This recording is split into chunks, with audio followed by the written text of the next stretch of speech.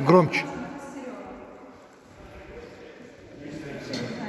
В честь кого названа Костерева, не знаете? Нет, да? Покучнее встаньте, ребят, пожалуйста.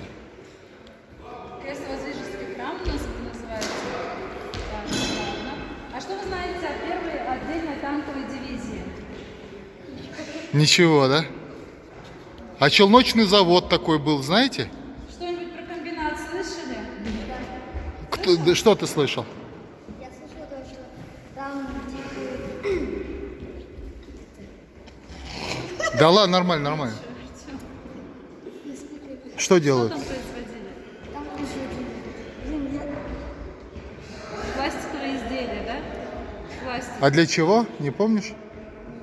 Не помнишь. Да что стесняться-то, не надо, никто тебя не увидит. Это так, Знаете исследование. каких-нибудь известных людей, которые здесь жили, что-нибудь творили?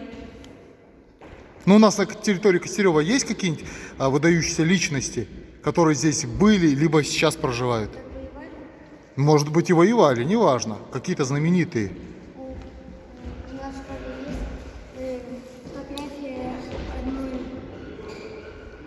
бабушки. Так. Ей 99 лет, и она после войны генерал.